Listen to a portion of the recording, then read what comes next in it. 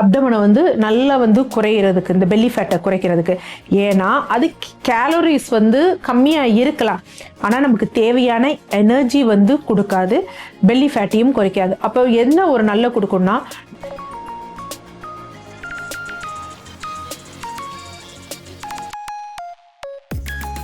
பெண்களுக்கு, அதுவும் குழந்தை பெற்ற பெண்களுக்கு என்ன அப்படின்னா ரொம்ப சாகிங்காக இருக்கும். ஸோ அப்போ அதை டைட்டனிங் பண்ணணும். அப்படிங்கிறப்ப என்னென்னா, நம்ம ஸ்டார்டிங்லேயே கொஞ்சம் ஃபேட் இருக்கும் பொழுதே நம்ம என்ன பண்ணோம்னா, இதனுடன் சேர்ந்து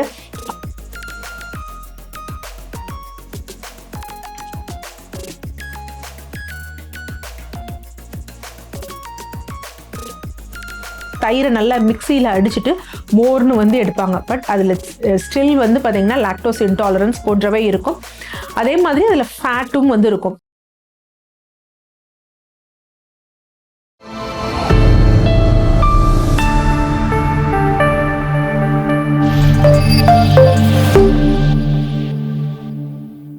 காஸ்மோ ஹெல்த் நேயர்களுக்கு வணக்கம். நான் உங்கள் டாக்டர் ராஜலட்சுமி, சித்தா பிசிஷியன்.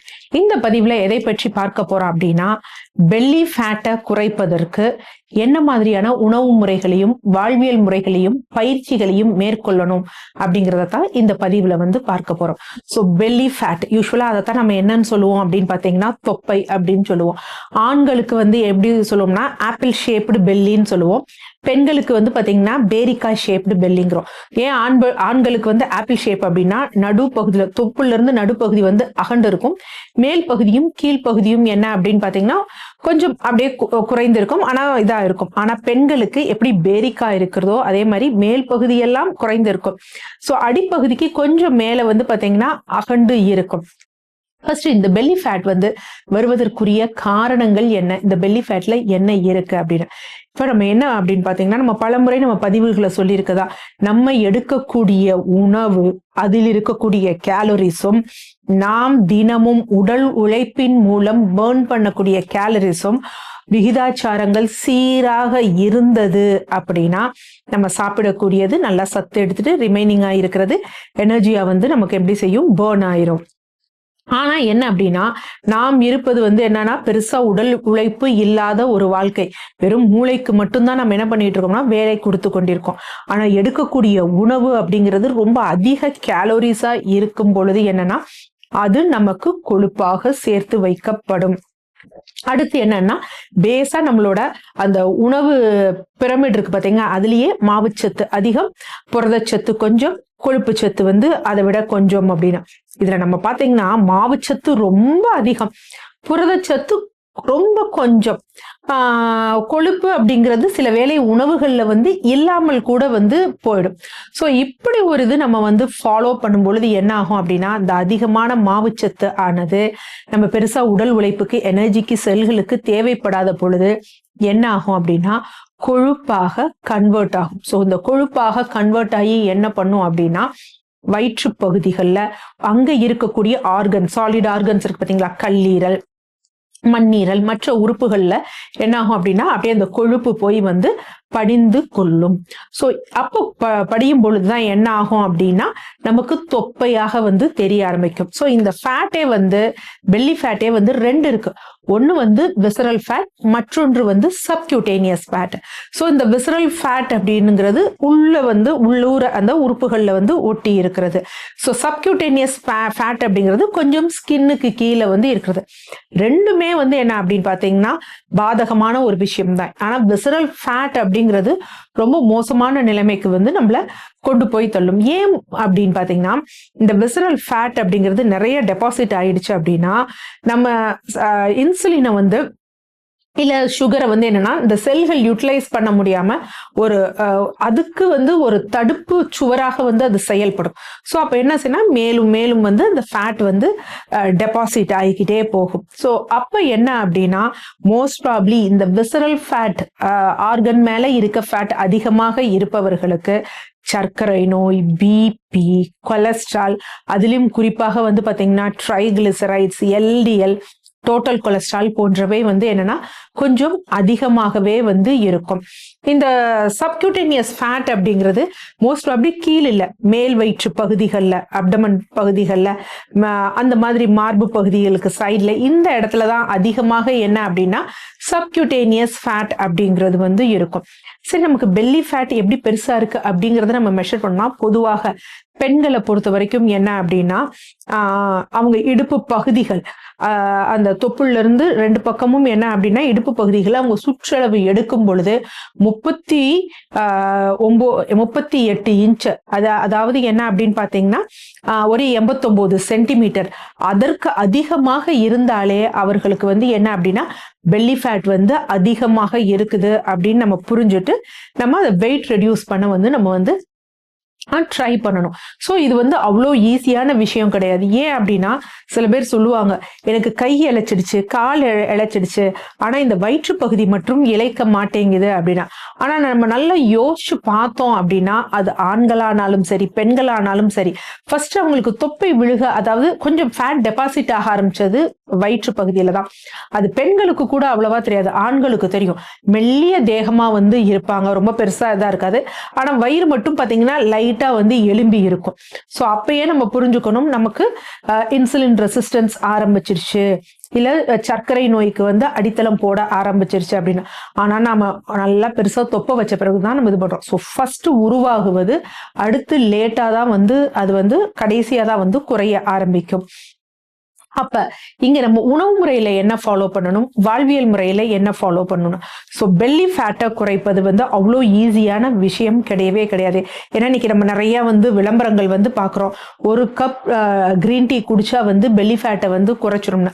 நம்ம 1 கப் கிரீன் டீயை குடிச்சிட்டு மற்ற உணவுகள்லாம் நம்ம எடுத்துக்கொண்டு இருந்தோம் அப்படின்னு வச்சுக்கோங்களேன். ஸோ மற்ற உணவுகள்னா என்ன, நம்ம உடல் உழைப்புக்கு ஏற்றவாறு உணவுகள் இல்லாமல் அதையும் மீறி அதிக கேலோரிஸ், ஒரு வேளை உணவுக்கே வந்து பாத்தீங்கன்னா 1000, 1200, 1300 கேலோரிஸ் அப்படின்னு உபயோகிச்சாங்க அப்படின்னா பலன் தராது. சோ அப்ப ஃபர்ஸ்ட் விஷயம் என்னன்னா, ஃபர்ஸ்ட் இந்த ஃபேட்டை பர்ன் பண்ணணும் உணவு முறையில அப்படின்னா. நம்ம இந்த திருப்பி ஃபேட் வந்து அதிகமா டெபாசிட் ஆக கூடாது. நமக்கு எனர்ஜி எதுல இருந்து நமக்கு கிடைக்கும் அப்படின்னா, நம்ம சுகர் இருக்கு பாத்தீங்களா, கார்போஹைட்ரேட்ஸ்ல இருந்து தான் நமக்கு எனர்ஜியா வந்து நமக்கு கிடைக்கும்.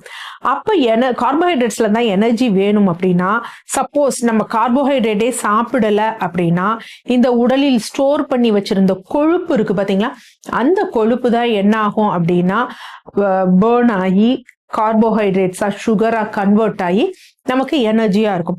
ஸோ அப்படியே ரிவர்ஸா பண்றப்ப கொஞ்சம் கொஞ்சமாக என்ன ஆகும் அப்படின்னா, நம் உடம்பில் அந்த உள்ள இருக்க விசரல்ல இருக்கக்கூடிய கொழுப்பானது குறைய ஆரம்பிக்கும்.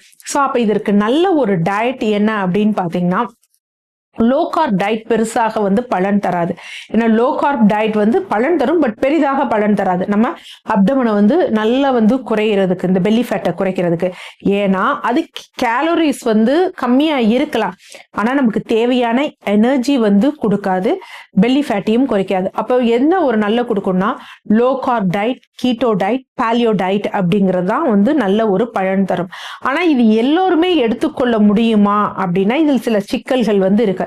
நீங்க இந்த உணவு முறைகளை எடுக்கணும் அப்படின்னா உங்களுடைய சிறுநீரகமும் கல்லீரல் செயல்பாடுகளும் சீராக இருக்கணும். ஆக்சுவலா நிறைய பேர் நம்ம நிறைய பாக்குறோம், நியூஸ் பாக்குறோம், இவங்க லோ கார்ப் டயட் எடுத்தாங்க, கீட்டோ டயட் எடுத்தாங்க, பாலியோ டயட் எடுத்துட்டாங்க, கல்லீரல் பாதிப்பு வந்தது, அதுக்கப்புறம் என்ன அப்படின்னா சிறுநீரக செயலிழப்பு வந்தது அப்படின்னா. ஆக்சுவலா இந்த டயட்டால வருவதற்கு வாய்ப்புகள் கிடையாது. ஸோ இந்த டயட் எடுப்பதற்கு முன்னாடி நம்ம ப்ராப்பரா இன்வெஸ்டிகேஷன் பண்ணும், நம்ம கல்லீரல் சரியா இருக்கா, நம்மளுடைய சிறுநீரகம் சீரா வந்து செயல்படுதா, எலக்ட்ரோலைட் சீரா இருக்கா, கொழுப்புகள்ல கூட வந்து எல்டிஎல்ல வந்து பாத்தீங்கன்னா பெருங்கொழுப்பு, சிறு கொழுப்பு அப்படிங்கிறது புரதங்கள் வந்து இருக்கு. ஸோ அது எந்த அளவுக்கு இருக்கு, இதெல்லாம் சீரா இருக்கான்னு பார்த்துட்டு நம்ம இந்த ஒரு டயட்டை ஃபாலோ பண்ணோம் அப்படின்னா நல்ல ஒரு ரிசல்ட் வந்து நமக்கு அப்டாமினல் ஃபேட் வந்து, அதாவது பெல்லி குறைவது நமக்கு தெரியும். ஸோ இது விசரல் ஃபேட்டை வந்து குறைப்பதற்கு. ஆனா சப்கியூட்டேனியஸ் ஃபேட்னு ஒண்ணு சொன்னீங்களே டாக்டர், அது இதுல குறையுமா அப்படின்னா அது இது பெருசா வந்து குறையாது. ஸோ சப்கியூட்டேனியஸ் ஃபேட் குறையணும் அப்படின்னா டாபிக்கலா சில அப்ளிகேஷன்ஸ் இருக்கு. யூஸ்வலா சித்த மருத்துவ முறையில பொடி திமிர்தல் அப்படின்னு சொல்லுவாங்க. கொள்ளு உள்ள எடுக்கிறத விட எக்ஸ்டர்னல் அப்ளிகேஷனா நல்ல ஒரு கொள்ளு பவுடர். ஸோ கொள்ளு பவுடர் எவ்வளோ அப்படின்னு பார்த்தீங்கன்னா நல்ல ஒரு ரேஷியோக்காக வந்து சொல்ற விகிதாச்சாரத்துக்காக 1 கப் கொள்ளு பவுடர் எடுத்துட்டோம் அப்படின்னா அதுல 2 டீஸ்பூன் என்ன சேர்க்கணும் அப்படின்னா மஞ்சள் தூள் வந்து சேர்க்கணும்.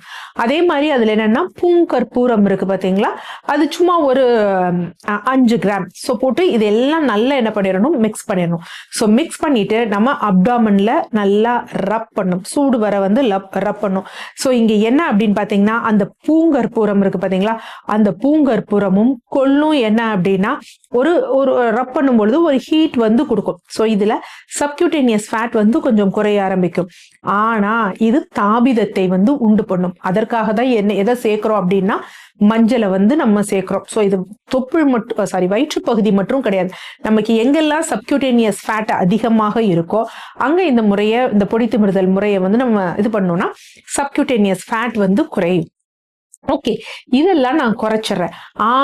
இருப்பினும் என்ன ஆகும் அப்படின்னா என்னுடைய பெல்லி வந்து இந்த ஃபேட் எல்லாம் குறைச்ச பிறகு எப்படின்னா சாகிங் ஆகும், கீழே வந்து தொங்கும். குறிப்பாக பெண்களுக்கு, அதுவும் குழந்தை பெற்ற பெண்களுக்கு என்ன அப்படின்னா ரொம்ப சாகிங்கா இருக்கும்.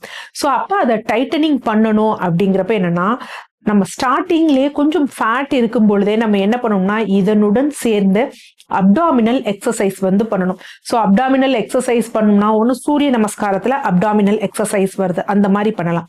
இல்ல கிரன்ச்சஸ் இந்த மாதிரியோ இல்ல isotonic exercise. So isotonic exercise செய்யணும் அப்படின்னா நம்ம வந்து ப்ராப்பரா வந்து பயிற்சியாளரை வைத்து செய்யணும், நம்ம இஷ்டத்துக்கு வந்து செய்யக்கூடாது. நம்ம ஹார்ட் பீட், நம்மளோட ஹெல்த் கண்டிஷன் எப்படி இருக்கு.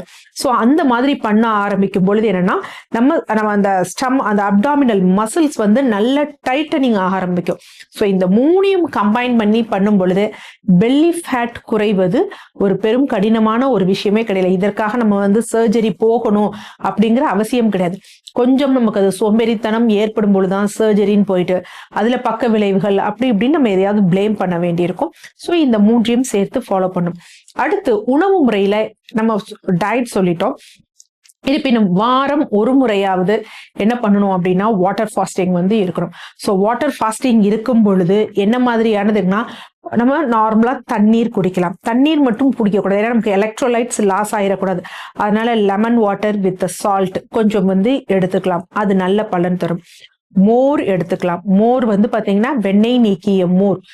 ஏன்னா அது அப்படியே வந்து நம்ம நிறைய பேர் மோர்னோட என்ன பண்றாங்க, தயிரை நல்லா மிக்சியில அடிச்சுட்டு மோர்னு வந்து எடுப்பாங்க. பட் அதுல ஸ்டில் வந்து பாத்தீங்கன்னா லாக்டோஸ் இன்டாலரன்ஸ் போன்றவை இருக்கும். அதே மாதிரி அதுல ஃபேட்டும் வந்து இருக்கும். ஸோ அது நமக்கு வாட்டர் ஃபாஸ்டிங் இது பண்றப்ப அந்த மாதிரி எதுவுமே நமக்கு கிடைக்க கூடாது. 0 கேலரிஸா இருக்கணும், அது ரொம்ப முக்கியம். பட் ஆனா எலக்ட்ரோலைட்ஸ் குறைஞ்சிடக்கூடாது. அதனால வெண்ணெய் நீக்கிய மோர் அது வந்து எடுத்துக்கலாம். பிளைன் கிரீன் டீ ஒரு 100 ml 120 150 ml எடுக்கும் பொழுது அது பெருசாக வந்து எதுவுமே நமக்கு கேலரிஸ் வந்து தராது. ஸோ இந்த நாளை மற்றும் என்ன அப்படின்னு பாத்தீங்கன்னா அதை எடுக்கணும். ஸோ இது இப்படி ஒரு உணவு முறை ஃபாலோ பண்ணணும் அப்படின்னா நல்ல ஒரு பலன் தந்து பெல்லி ஃபேட்டை குறைச்சு ஃபிளாட்டான வயிறு வந்து நமக்கு கிடைக்கும். அது மாதிரி உணவு முறையும் ஒரு இரவு ஒரு 6:30 மணிக்கு மேல எந்த வகையான உணவும் எடுக்கக்கூடாது. ஸோ உணவு எடுக்கக்கூடாது அப்படின்னா இனிஷியலா எல்லாருனாலையும் முடியாது. ஸோ ஃபர்ஸ்ட் வந்து என்ன அப்படின்னு பாத்தீங்கன்னா சமைத்த உணவுகளை வந்து ரெஸ்ட்ரிக்ட் பண்ணும். அப்புறம் போக போக என்ன பழங்கள் எதுவுமே இல்லாம தேவை அப்படின்னா நீர் போன்றவை வந்து எடுக்கணும். இதனுடன் அடிஷனலா இன்டர்மீடியன்ட் ஃபாஸ்டிங் எடுத்தோம் அப்படின்னா அறுவை சிகிச்சை இல்லாமல் ஒரு ஃபேட் பெல்லி கிடைப்பதற்கு கண்டிப்பாக வாய்ப்புண்டு. நன்றி.